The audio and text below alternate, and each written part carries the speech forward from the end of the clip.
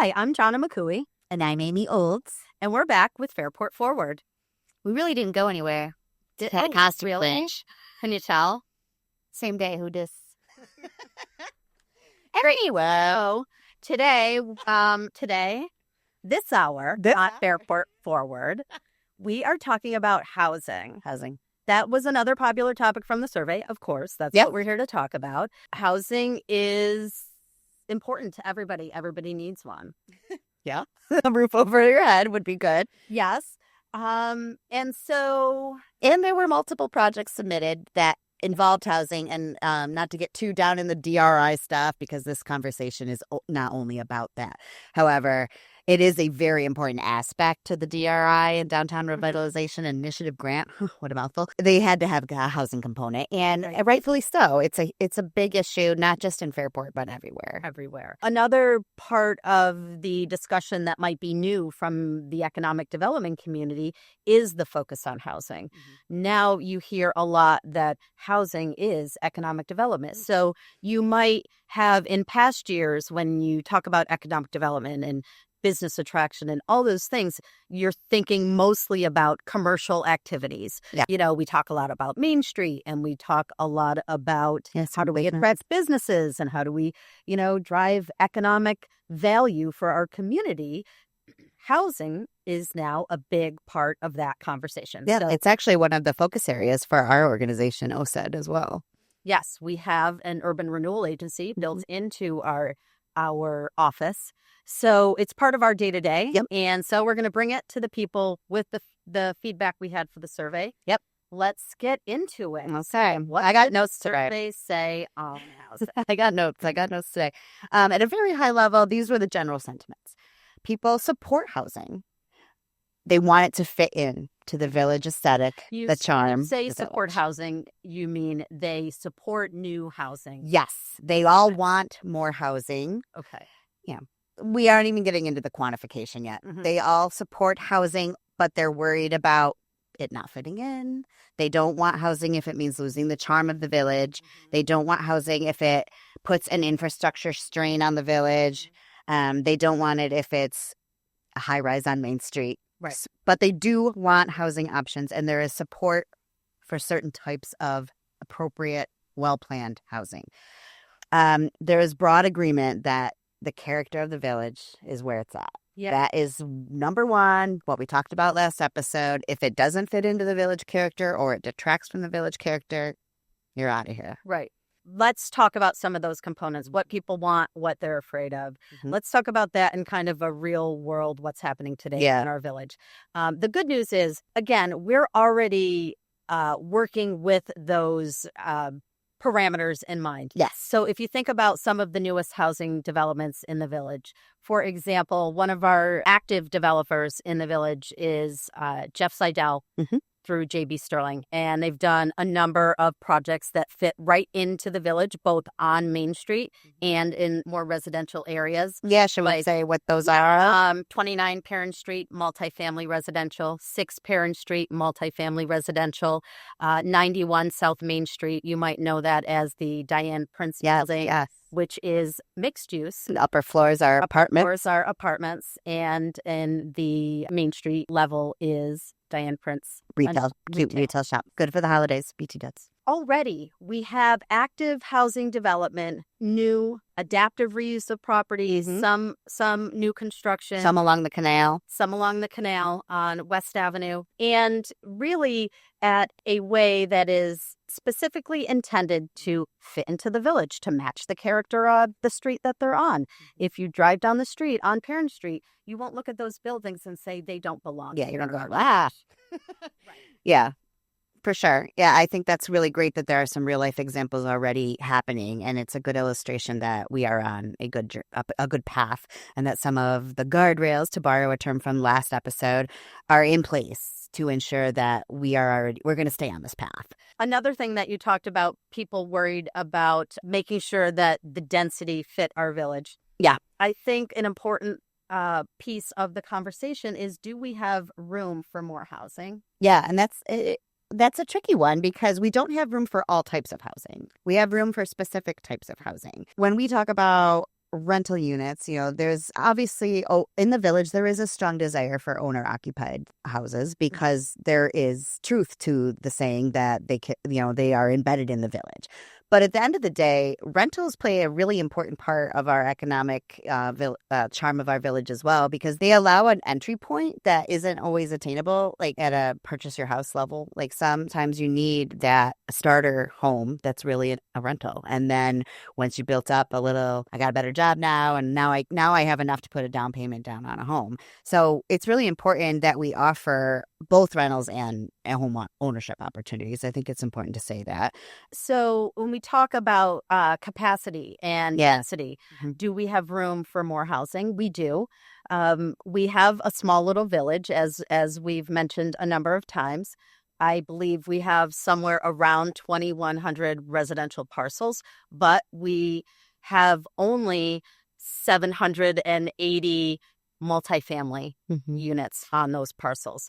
And so that's a low number from a percentage perspective. Of all of the available places we can have housing, not that many have multifamily housing, and that tells us we have some room to add. Well, to that point, it will be interesting to kind of re-clarify in your mind what a multifamily means. It doesn't necessarily mean what might come up to a lot of people when you think, oh, that's like an apartment building. That's what that means, a multifamily apartment building. Right. In the village, a lot of those units that we call multifamily are actually like your neighbor who has a duplex because the house was split in half because it's a big mansion type house. And that isn't the type of lifestyle we live anymore. So now it's a duplex and there's two front doors and you might not even notice because it just looks like a house. Right. So a lot of those units that you're saying, the 700 whatever, a lot of them are your neighbors. Like they're right next to you and you may or may not know. But that term multifamily doesn't necessarily mean an apartment building exclusively. So I think that's an important distinction to make. Exactly. But we do need those, to the point you made, because when we talk about housing, we need to be talking about housing for everyone in our community. Everyone. We know that our community is made up of people at all phases in life.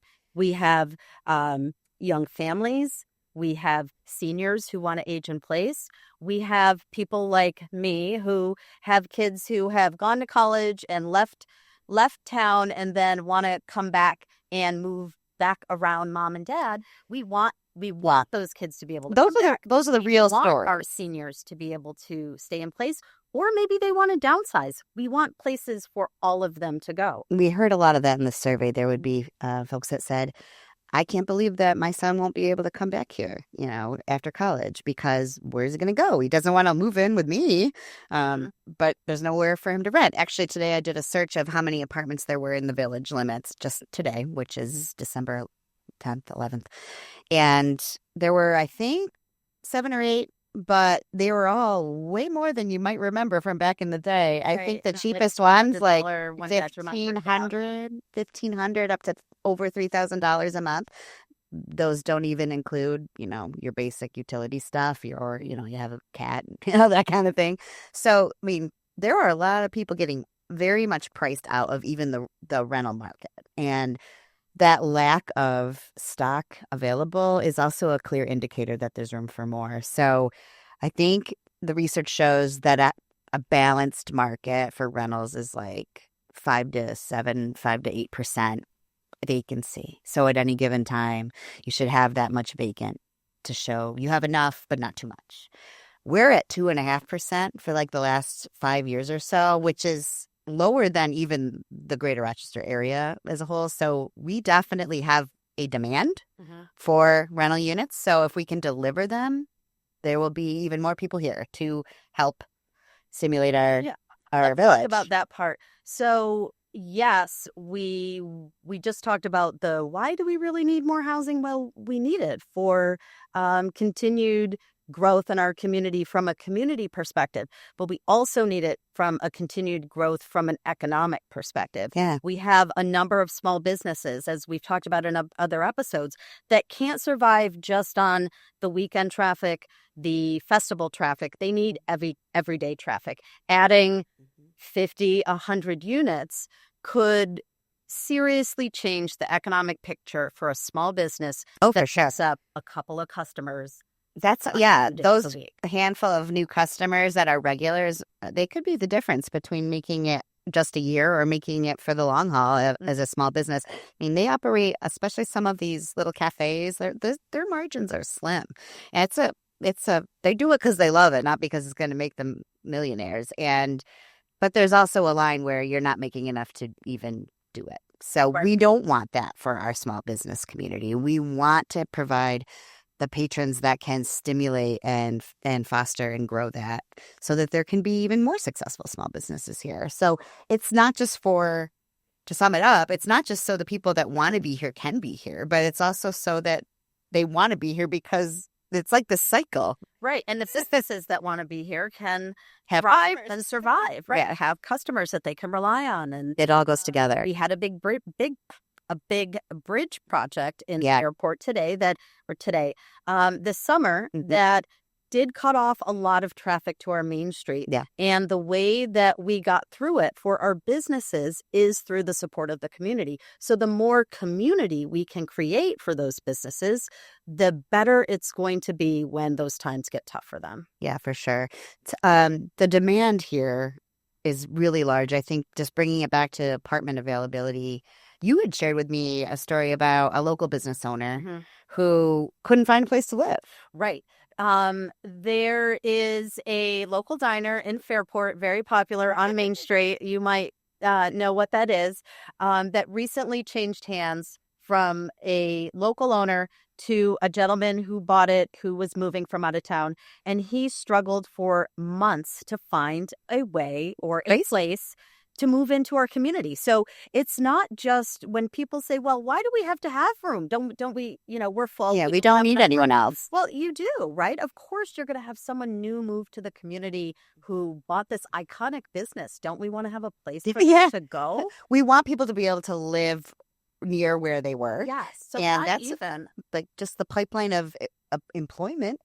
Yeah. Now you need people to serve you your coffee and swirl your cold foam and owner. Yeah. It's the workers. And so that's another thing I want to talk to you about when doing research for this episode.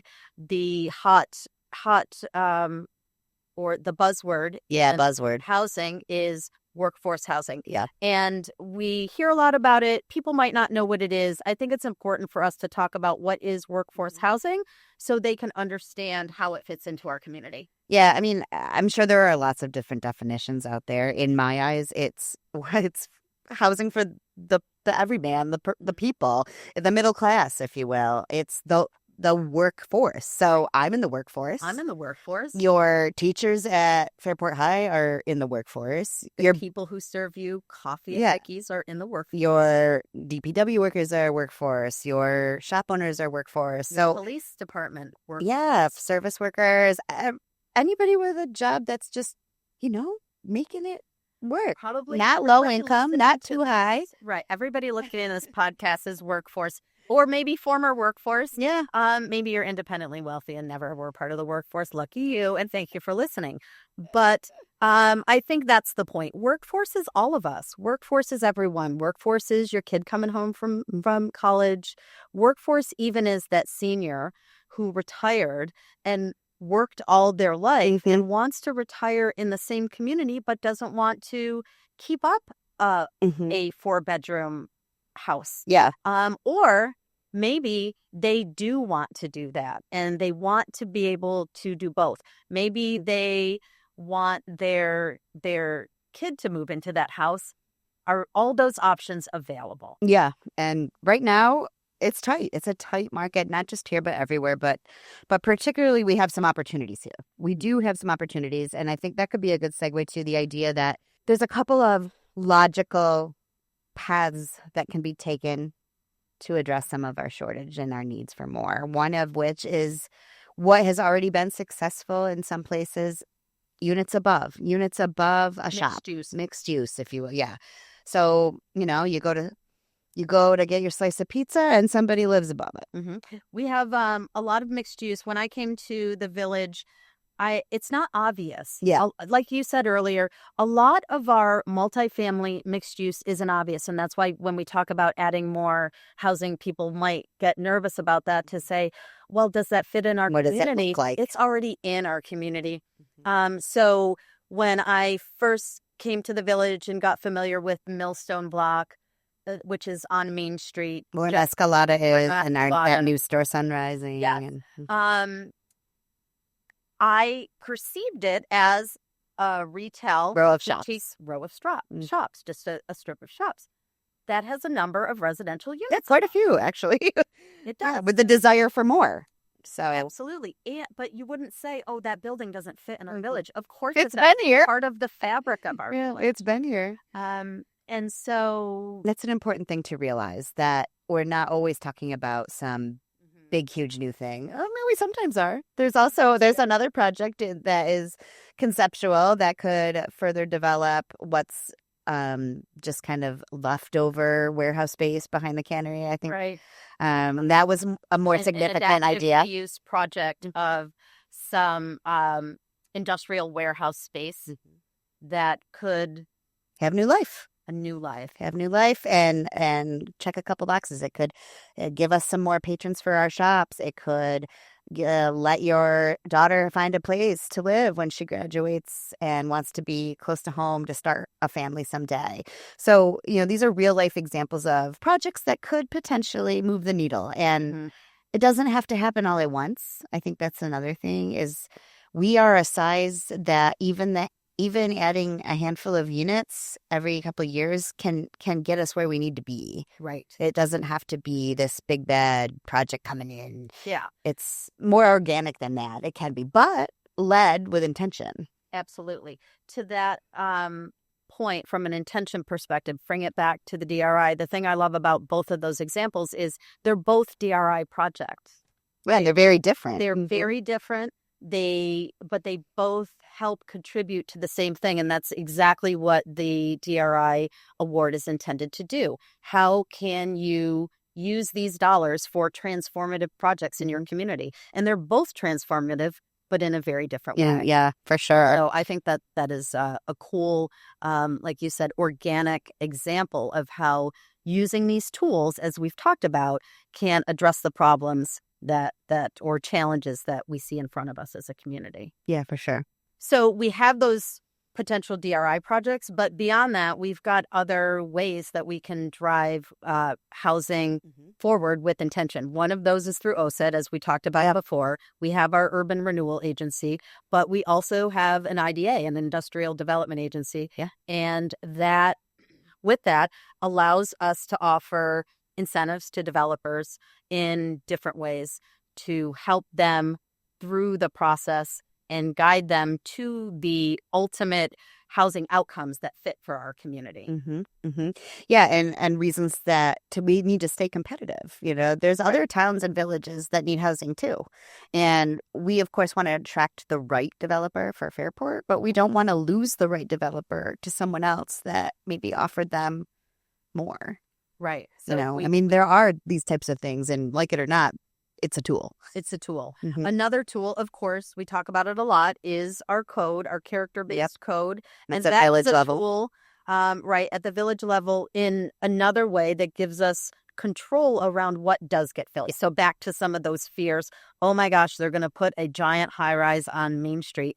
No, we're not going to do that because our code wouldn't allow us to do that. Whether it's the existing code or the draft code, you're not going to get a building over 3 stories right now on Main Street.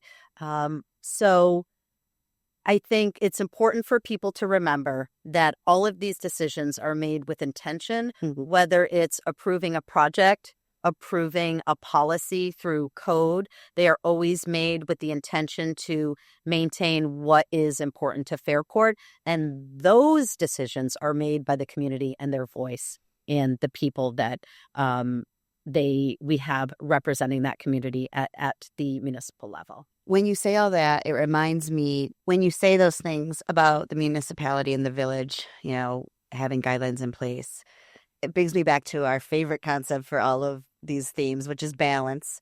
And the village has guidelines in place so that intentional decisions are made from a housing, new housing and what we can and can't do. But on the flip side of that, some of the new way of thinking is to try to make things as smooth too and remove roadblocks. And we don't want to be a community that's just impossible to work with. So I feel like there is a balance there. And I think Fairport is trying to lead the way in that. Like we have our guardrails, but we also are flexible. We want to maintain our charm, but we're going to listen to you. Right. So it's just smart, planned development for the future that takes our character and our charm and the voice of our residents in mind every step of the way. And that kind of makes me think, brings it right back to the survey.